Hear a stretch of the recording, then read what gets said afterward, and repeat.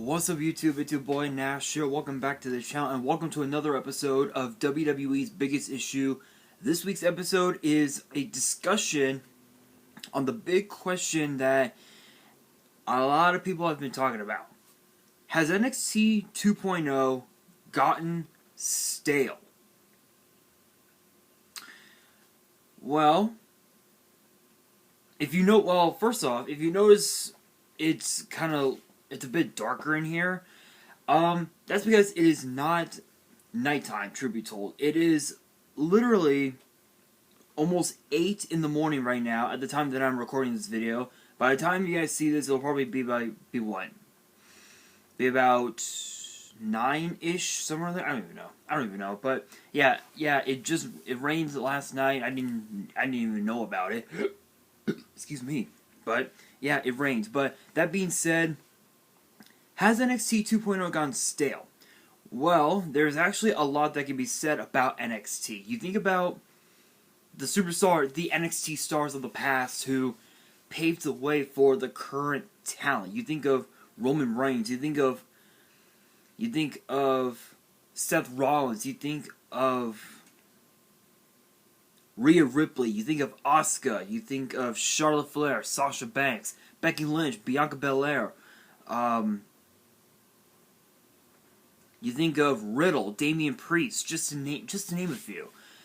The talent that's here now is incredible. In my opinion, is incredible. So going in alphabetical order, not counting the commentators or the ring announcers, we have Amari Miller, who we've seen on 205 Live a lot as of late. Andre Chase, who is kind of a weird dude. We have Boa, Braun Breaker, Brooks Jensen, Cameron Grimes, Candice LeRae, Carmelo Hayes, Cora Jade, Dakota Kai, Danny Burch, Dante Chen, Dexter Lumis, Elektra Lopez, Ember Moon, who has been back on NXT for the latter part of a year now, actually. It's kind of crazy. Frankie Monet, Gigi Dolan, Hachiman, who is a very skilled competitor, truth be told.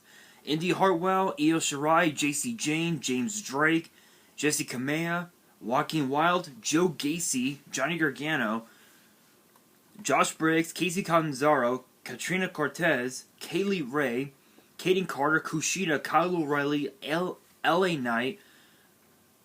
I would add Malcolm Bivens, but he's not an active member of the roster. He's more of a manager of sorts. So yeah, Mandy Rose, Mei Ying, Nash Carter. Yes, there is another version. There is another me, if you will, and his name is Nash Carter, one half of the tag team champions. Odyssey Jones, Oni Lorcan, Pete Dunne, Raquel Gonzalez, Raul Mendoza, Roderick Strong, Samoa Joe, Santos Escobar, Saray, Sarov, Scarlett, Timothy Thatcher, Tommaso Ciampa, Trey Baxter, Von Wagner, Zion Quinn, Zach Gibson, and Zoe Stark. That is a hell of a lot of talent. That is a lot of talent. So let's go over the superstars that are on the active roster. Obviously, first off, starting with Amari Miller. She's been around for quite a bit, actually. She's been around for a minute. We've seen her on NXT a few times. We've seen her on 205 Live a lot as of late, which basically has become a second NXT, so to speak. Ever since most of the OGs left left WWE, Gentleman Jack Gallagher, Tony Nese, Arya Davari, August Gray, Kurt Stallion, Asher Hale, who else? Ari Sterling. Who else can I think of? The Bollywood Boys. The OGs, ever since they left, 205 Live became sort of like a second NXT for new talent to showcase their talent every Friday on Peacock, and hopefully, on the hopes that they'll get some TV time on NXT 2.0. So Amari Miller, she's been doing pretty well. She's been doing pretty well. Her win and loss record is actually pretty stable. Actually, I have to admit. Andre Chase, there's really not much to say about the dude except that he's kind of a weird dude. He's weird because he has this segment on NXT 2.0 called Andre Chase University, where he talks about everything about the true ins and outs of the ring, but he hasn't won a whole lot of matches since coming to NXT from the NXT Breakout Tournament. So, yeah, not much to say about that. Now, Boa, on the other hand, ever since aligning himself with Mei Ying, forming Tiansha, he's been extremely dominant. I know that Xia Li got drafted to SmackDown, and as of this Friday, Xia Li will be on SmackDown as of this Friday, because the draft picks will go into effect this Friday, right after the day after Crown Jewel. Which this Thursday, I'm looking forward to Crown Jewel. I am so looking forward to Crown Jewel. I don't know what to expect. The card itself for Crown Jewel is incredible, absolutely incredible. We got Roman Reigns versus Brock Lesnar for the Universal title. We got Edge versus Seth Rollins inside Hell in a Cell. We've got Big E versus Drew McIntyre for the WWE title. We got the King of the Ring finals, the Queen's Crown finals. It's incredible. Xia Li will be on SmackDown this Friday per the draft picks, but with now on in Tiansha, it's now just Boa and Mei Ying. So one has to wonder, how good is Boa without Xia Li? Truth be told, he's been pretty dominant. If you guys have seen 205 Live and NXT the last, month or so, he's been pretty dominant. Now, Braun Breaker, on the other hand, he's only been in NXT for like a minute, and already he's got a shot at the NXT title in like a couple weeks at NXT Halloween Havoc. Literally. His first title match is within less than a month after he's been in NXT, which is insane, incredible. And people forget, and I know that WWE doesn't want to bring this up because of some issues with the past, but Braun Breaker is actually the son and nephew of the Steiner brothers. If you guys did not notice, where Braun Breaker had applied the Steiner recliner onto his, I think it was Ridge Holland, if I remember correctly.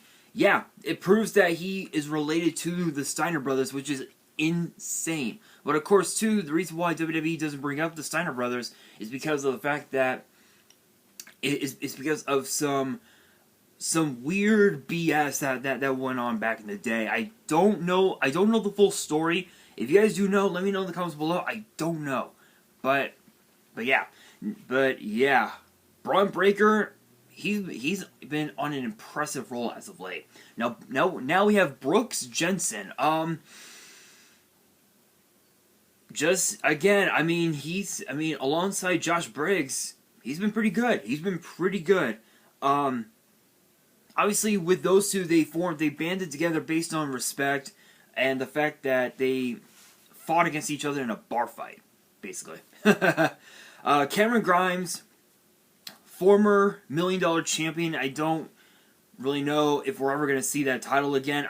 Maybe that was just a part of the storyline. I don't know what the hell, but Cameron Grimes, hell of an athlete, incredibly rich, apparently.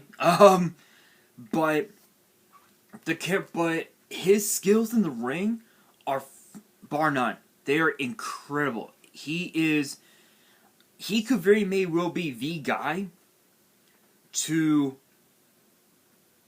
be the next megastar in WWE. Is it possible? Absolutely. Is it likely? Yes. Is it going to happen?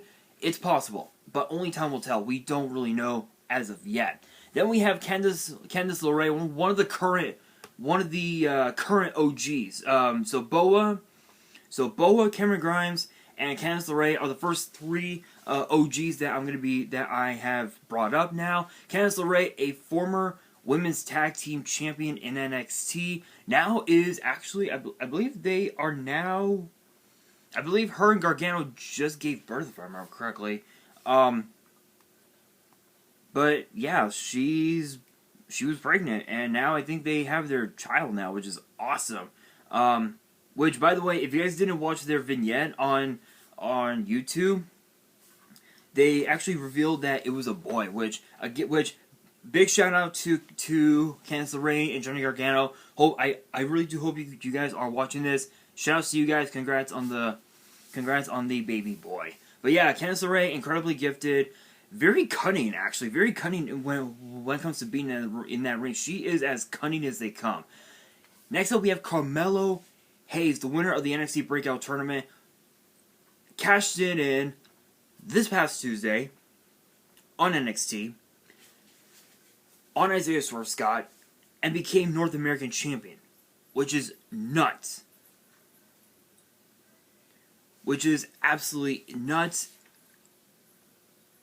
I believe this would make him the youngest North American champion in history, which is incredible. Next up, we have Cora Jade, the youngest superstar on the roster at 20 years old. 20 years old. Cora Jade is 20 years old, and she's already on a hot streak by pinning Frankie Monet, who has won multiple titles all over the world. Cora Jade did that, which is insane. Next up, we have Dakota Kai. We haven't seen her in a hot minute now. I believe it's been since TakeOver 36, if I remember correctly. Let me look back on my book. If I remember right,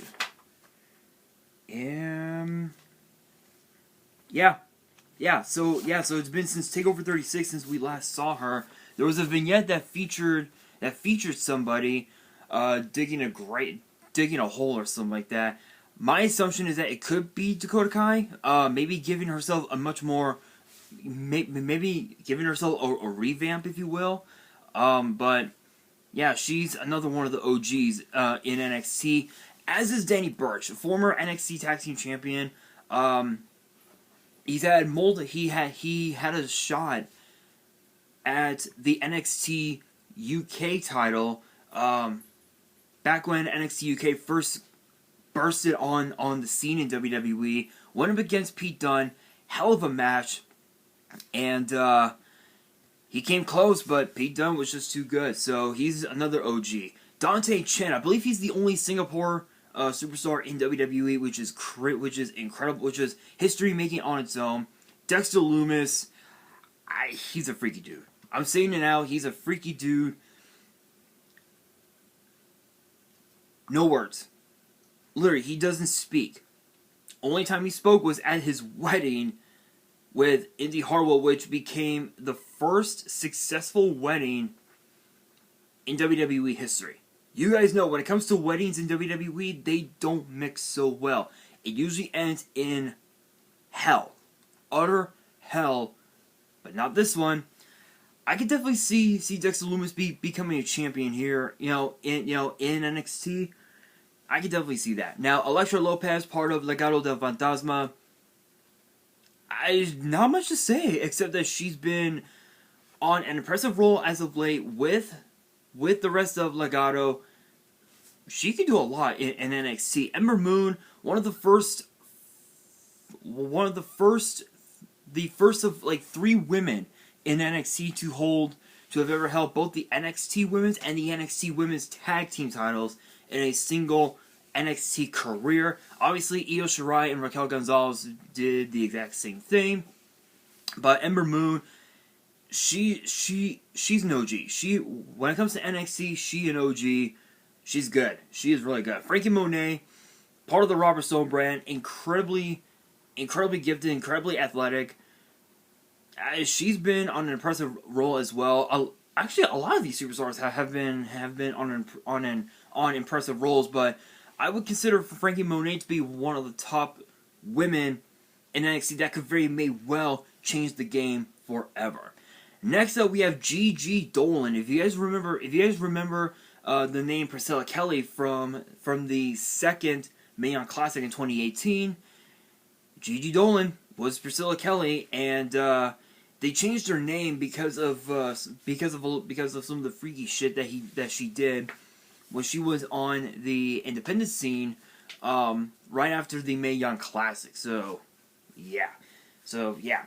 But other than that, part of the faction known as Toxic Attraction, man, they could do some damage. Now Hachiman, on the other hand, yeah, he's more so of a coach now, but he could do some damage in NXT if he were to get into the ring. It is very possible. Next up, we have Indy Hartwell, married to Dexter Lumis.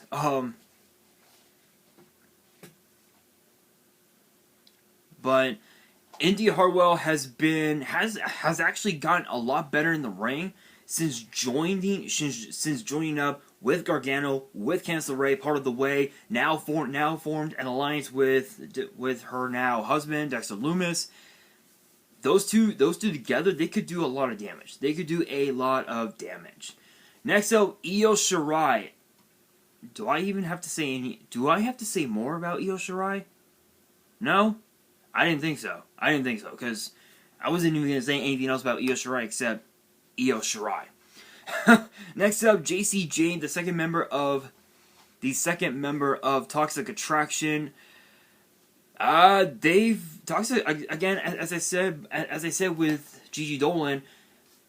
JC Jane's been impressive in NXT as of late, but they have yet to still reach the proverbial glass ceiling, which I don't think it'll be long before they can reach it.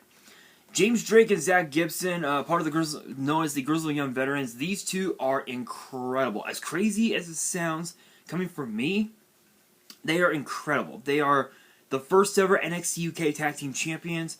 They held on to the titles from TakeOver Blackpool all the way through TakeOver Cardiff. Yeah, all the way through TakeOver Cardiff. Back in 2019 when they lost the titles to Subcultures, Mark Andrews and Flash Morgan Webster, before they ended up losing to Gallus, before they ended up losing the titles to Pretty Deadly, which I don't think anybody can take the tag titles off of Pretty Deadly, but James Drake, Zach Gibson, extremely gifted, very crafty in the ring. They're going to be doing a lot of damage soon enough. Jessie Kamea, another part of the Robert Stone brand. Her win and loss record has just been lackluster at best. So who knows? Who knows? She could do something big, but she needs to take that proverbial next step. Walking Wild, the other member of Legado del Fantasma, super gifted, extremely athletic.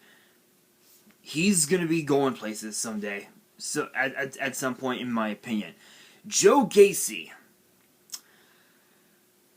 Let me just state for the record with Joe Gacy that when he started in NXT, he was this rugged, big dude who wanted to make an impact. Now he's become a shell of himself. I'm just saying it right now. He's become a shell of himself.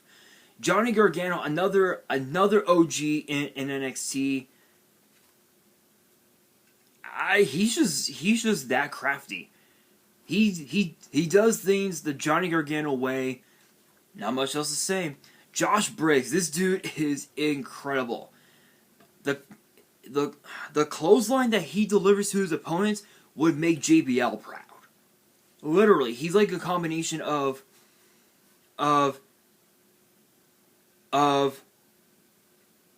he's like a combination of the late great Dick Murdoch, Stan Hansen, JBL, and Ron Simmons, Farouk, all rolled into one. power, speed, a clothesline from hell, and you're good to go. You're good to go. That's how good this dude is. Casey Canzaro, not much to say about her except that she's done pretty well with Kaden Carter, and I mean, things could, I think honestly, things could definitely let up for those two ladies if they were to find that killer instinct that they've been lacking for this whole time. So it's possible.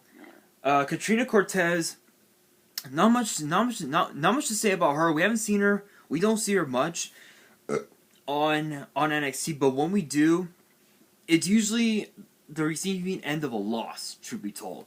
Kaylee Ray, haven't seen her in like a minute now, but the longest reigning NXT UK Women's Champion ever, actually the longest reigning Women's Champion of the modern era in WWE of over 500 days, which is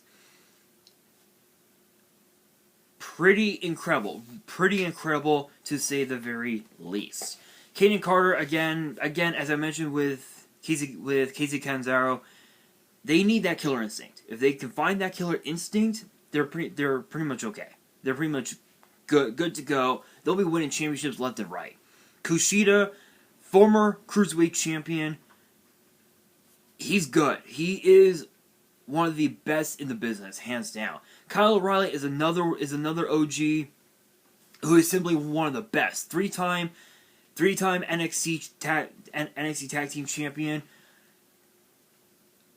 This past year, 2020-2021, has been a rough year for him. Obviously, the loss of his brothers, the Undisputed Era. You know, with Adam Cole now on AEW, as is Bobby Fish. All that's left is just him and Roderick Strong, but Roderick Strong is a part of Diamond Mine, and Kyle O'Reilly is just doing his own thing. You know, with Von Wagner trying to fend off against Pete Dunne and Ridge Holland, which Ridge Holland is on SmackDown now, so he don't even go to NXT anymore. But yeah, he's pretty good. A very mat-based submissionist, if you will. LA Knight, way too cocky. He's just way too cocky. That's all I'm gonna say. He is just way too cocky. Mandy Rose back in NXT. Haven't seen. I think she was a part of NXT in 2017, 2018. A few years on the main roster. Now she's back, and looks badder and meaner than ever before. She's gonna be doing a lot of damage with Toxic Attraction.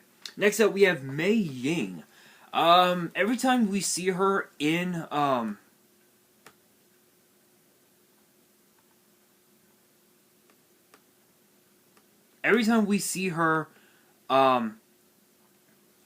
compete in the ring, it is lethal. Lethal. Absolutely lethal. Not much to say about that.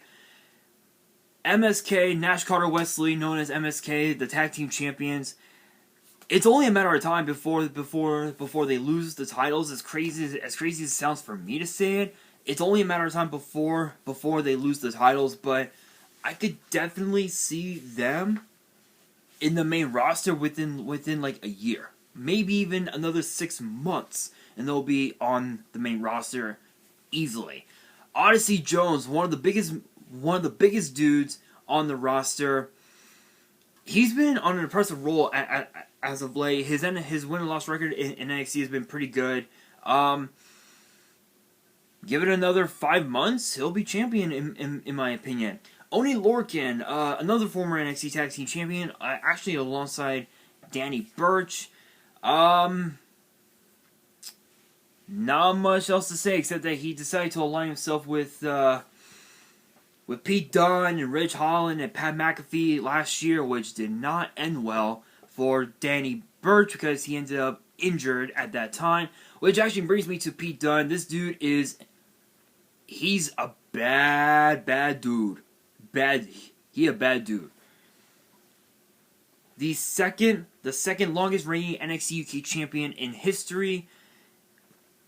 and a former NXT Tag Team Champion alongside Riddle, of all people, if you can believe it. So he's going to be doing a lot of damage once Ridge Holland goes to NXT. Raquel Gonzalez, the current NXT Women's Champion. Don't get me wrong, I'm a big fan of Raquel. I'm a big fan of how dominant she's been in NXT, but it's only a matter of time before she drops the title and she ends up getting called up to the main roster because she deserves it. Raul Mendoza.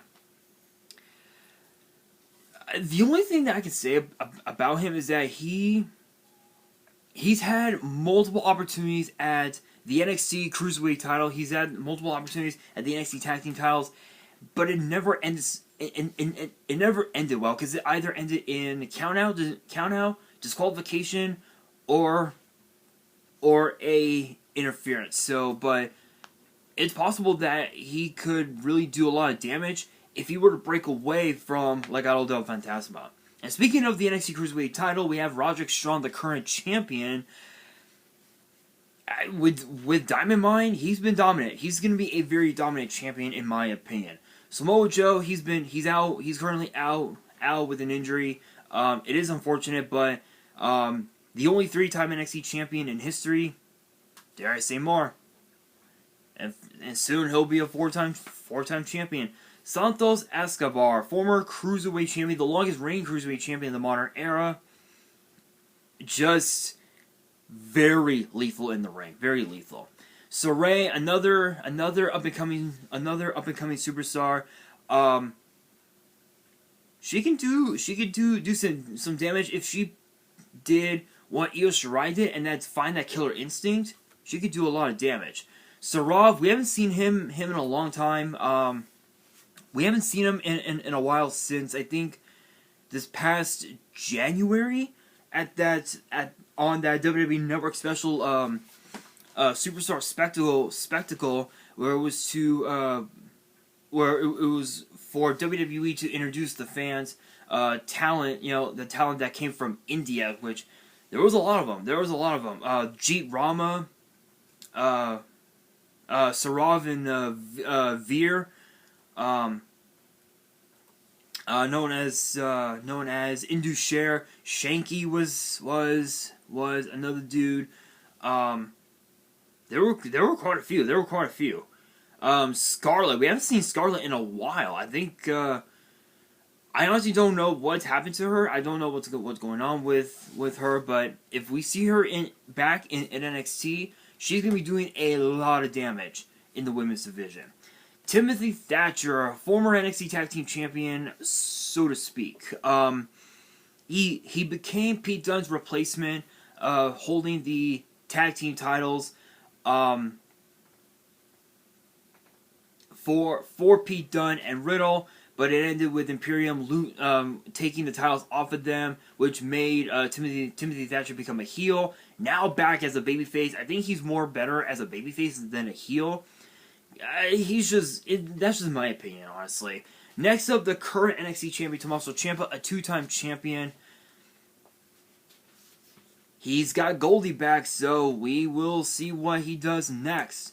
But not much to say about him, except that he is a very crafty superstar. Next up, we have Trey Baxter. Not much to say about him. He's another one of the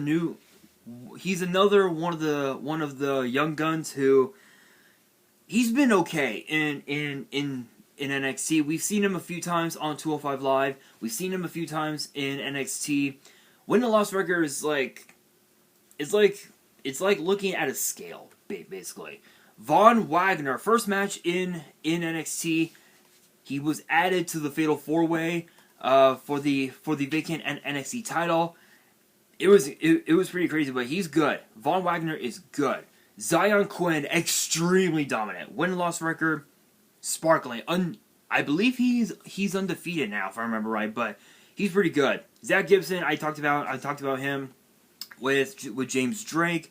Zoe Stark, she's become extremely dominant since aligning herself with Io Shirai, holding the women's tag team titles. So yeah, it's a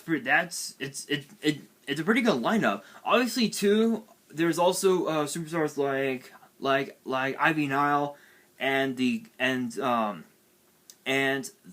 Creed brothers from Diamond Mine. But yeah, honestly, I'm looking at the roster and it's pretty fucking stacked. I mean, again, as I said, you got guys like Andre Chase, Boa, Braun Breaker. You've got Cameron Grimes. You got Carmelo Hayes, Dexter Lumis, Dante Chen. You've got Joe Gacy, Johnny Gargano. You got Josh Briggs, Kyle O'Reilly, Odyssey Jones, Samoa Joe. The talent is incredible. So I don't know why people are saying, "Oh, the talent's gone stale." Honestly, no, I don't think NXT 2.0 is stale. People say that because of the fact that guys like Adam Cole, guys like Bobby Fish, had gotten released from their contract, from their NXT contract, and they were the ones that were holding it down in NXT during the pandemic. Now that everything has started to open up again, it's in my opinion, it's the Twitter haters, it's the Twitter trolls, it's the Twitter trollers that are saying that NXT's gone stale, but I don't see it that way, honestly. NXT 2.0 has been on a hot streak as of late, with the fact that we had a very successful wedding in WWE. We have a new North American champion in Carmelo Hayes. We have Io Shirai and Zoe Stark as the tag team champions. Raquel Gonzalez as the NXT Women's Champion. Roderick Strong, a very dominant Cruiserweight champion, even though he had just won the title. Tommaso Ciampa, the current NXT champion. It's incredible. The talent is incredible, yet people say it's stale. Why? I don't know. But again, it may have something to do with the fact that guys like Adam Cole, guys like Bobby Fish, all have left WWE to go elsewhere and do their own thing. But honestly, again, the talent has been incredible. As far as who I could see becoming a major breakout star, if I had to pick three, I would have to say Braun Breaker, Elektra Lopez, and this might sound crazy. This may be crazy for me to say, but Santos Escobar. The reason why is because Santos Escobar, the only title he's ever held in NXT was the Cruiserweight title. He defeated Jordan Devlin earlier this year at TakeOver Stand and Deliver to become the undisputed Cruiserweight champion. With Legado del Fantasma in his corner, he could do a lot of damage. He can do a lot of damage in NXT. He could even become NXT champion if he wanted to, in my honest opinion. Braun Breaker is another one that I could definitely see becoming an NXT champion. If he beats Tommaso Ciampa, he'll have earned it. He will have earned it. Truth be told. But yeah, I mean those are the superstars that I feel like are going to become massive players in NXT 2.0. But that brings me to the question of the day. What is your dream NXT 2.0 match? Let me know in the comments below. And that is going to do it for this video. Hopefully you guys enjoyed. If you did, make sure you guys smash that thumbs up button. If you guys are new to the channel, you guys want more episodes of WWE's Biggest Issue, which gets posted every Monday. Make sure you guys subscribe to the channel and hit that notification bell so you guys don't miss out on any new content that comes your way. And be sure to follow me on Twitter and Instagram. All the links will be down in the description below. And if you guys have any fan mail that you want to send me and want me to open up on the channel, my address will also be in the description as well. And on that, this is your boy Nash, signing out.